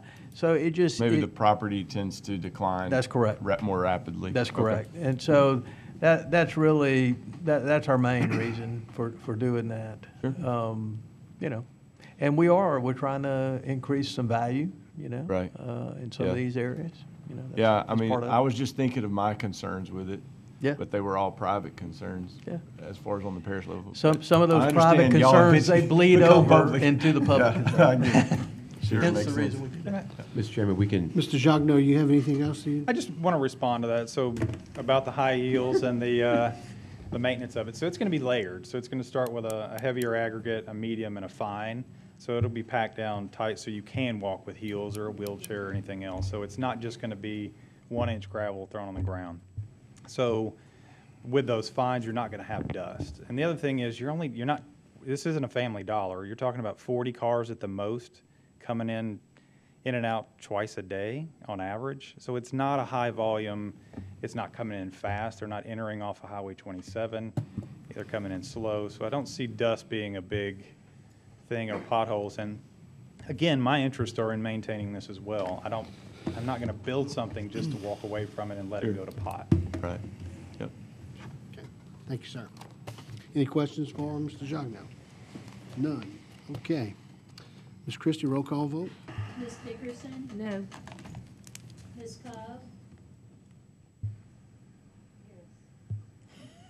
Yes. Mr. DeBrock? Yes. Ms. Felicia? Yes. Ms. Hyatt? Yes. Mr. Little? Yes. Mr. Forshey, Yes. Mr. Vincent, Yes. Mr. Williams, No. Ms. White, Yes. 8 for, and 2 against. Motion passes. Item 8C, take appropriate action on the following application. 7900 block of Gulf Highway in Ward 3, amend ordinance 7407, case RZ-1021-0212, stipulation number 1, which states that the development adhere to the revised site plan on file with division and planning, Division of Planning and Development, provided that the director or designee may reauthorize adjustments to the site plan in light of technical or engineering considerations discovered during development, to allow a revised site plan dated May 18, 2022, and to rezone from light commercial, C1, to light industrial, I1, to heavy industrial, I2, to allow industrial development, contractor office and shop, laydown yard, equipment storage yard, and concrete recycling facility. Applicant Keelan Holdings LLC. This is case RZ-0522-0233. I will entertain a motion for approval with conditions. Motion by Ms. Cobb, second by Ms. Hyatt. Ms. Tunn. This property is located in South Lake Charles, encompasses approximately 27 acres of land. In November of last year, the board granted a rezoning to light industrial for Keelan Holdings to sell the property to Dubois Sheet Metal. Keelan Holdings retained the ownership of the 27-acre tract and at this time is requesting to allow a revised site plan and rezone the property to heavy industrial. If the rezoning to heavy industrial is approved, the applicant intends to construct a contractor's office and shop, laydown yard, equipment storage yard, and a concrete recycling facility. Because there are similar uses and the proposed zoning is consistent with the character of the area, the staff recommends the request be granted with the following conditions. That the development adhere to the site plan on file with the Division of Planning and Development, provided that the director or designee may authorize adjustments to the site plan in light of technical or engineering considerations discovered during development. That all exterior lighting must be oriented inward toward the development or the structures to minimize intrusion onto surrounding properties. That screening must be provided along the north property line and surrounding the concrete crushing area in accordance with Section 26-50 of the Parish Code of Ordinances. That a runoff management plan will be required unless appropriate waiver is granted by the Division of Engineering. That all appropriate permits must be obtained. And should the development not obtain a permit within 1 year of police jury approval, the property shall automatically revert to its original zoning classification as per Section 26-127B of the Parish Code of Ordinances. Thank you, Ms. Tunn. Does the applicant have anything to add to this presentation? Okay. Any questions? Question? Sure. Why the mobile concrete crushing plant so close to the houses instead of on the other end of the facility? My name is Tom Gale, 713 Kirby Street, Lake Charles. I'm here on behalf of the applicant. It can be designated anywhere. It was done just sort of as an amendment to the application. It can be moved farther to the south. And what I see is houses to the north with the south wind blowing and they're crushing concrete 350 foot from these houses in the laydown area and everything else. And you have a future one on the south side, which I guess that future would be a permanent more so than temporary. The structure on the south side, y'all approved zoning so that it's going to be Dubois sheet metal. No, I'm talking about there's a future concrete crushing plant. Okay. To the yeah, south. we can move it. I mean, that's very feasible. I mean, I don't have any issues except for that the neighbors are going to be getting dusted pretty good with noise, Sure. the noise area. No, we can slide all that to the south and we'll agree to a stipulation that we move it as far to the south as the site is feasible. Make an amendment to that at this time to have the crushing done to the south side of the property? Or You know, Mr. Little, I really, you guys make me nervous every time y'all start adding stipulations that on the fly. This still has to go before the police jury. With the rezoning, I would. Okay, I'm good with that. Unless you're really, heart set against it or want it done. If that's the case, I'd recommend deferral, and I really hate to see that too. I get it, it's another policing issue. 50-foot setback. That's what it comes down to. Has there been any opposition from the people north of you that own the property? Not that I'm About the aware of. dust I or don't know. anything that you know of? Well, as the developer's not heard anything, I don't know if anybody from the office. Not staff- received any calls. And there's no blue cards. Okay. And no dirt pits. Okay. Any other questions for the staff? Being the case, all those in favor state aye. Aye. Any opposed? There being none, motion passes. Okay. Item 8D, take appropriate action on the following application, 3474 Bazile Road in Ward 3. Amend ordinance number 5628, RZ 03-002-09, stipulation number 4, which states upon issuance of a development permit, the solid waste disposal site is for 10 years, and when the landfill is completely filled, whichever comes first, to allow a 10-year extension to an existing solid waste site construction and debris landfill. The applicant is Eric Brandt Peterson Jr. Edux. This is case RZ-0522-0234. I will entertain a motion for approval with the conditions. Second. Motion by Coach Williams, second by Ms. Dickerson. Ms. Tunn. This property is in South Lake Charles, and in 2009, the applicant received approval to have a construction and debris landfill with a condition for 10 years, or when the landfill was completely filled, whichever come first. At this time, the landfill has not reached capacity, therefore the applicant is requesting a 10-year extension. Because minimal impacts are to be expected, the staff recommends the request be granted with the following conditions: that the development adhere to the site plan on file with the Division of Planning and Development, and provided that the director or designee may authorize adjustments to the site plan in light of technical or engineering considerations discovered during development. That the development adhere to the Department of Environmental Quality regulations. That the use be limited to a Type 3 landfill only. Upon issuance of a development permit, the solid waste disposal site is for 10 years or when the landfill is completely filled. And that the petitioner is financially responsible for any future road improvements to accommodate landfill traffic on Bazile Road. Thank you, Ms. Tunn. Does the applicant have anything to add to this presentation? Thank you, sir. Any questions by the board or the applicant or staff? There being none, all those in favor state aye. Aye. Any opposed? There being none, motion passes. Item 9, the next item on the agenda is to advise that the police jury took the following action on May 19, 2022, with reference to the recommendation of the Planning and Zoning Board from May 17, 2022 meeting. Mark Vale, Tom Abear Road, Planning and Zoning recommended approval, police jury approved. East Preon Lake Properties, Corbina Road, no action taken. Applicant withdrew request prior to the police jury meeting. Item 10, the next item on the agenda is to advise that the next regularly scheduled Planning and Zoning meeting will be held on Tuesday, July 19th, 2022. I will entertain a motion to adjourn. Motion by Ms. Lyons, second by Ms. We are adjourned.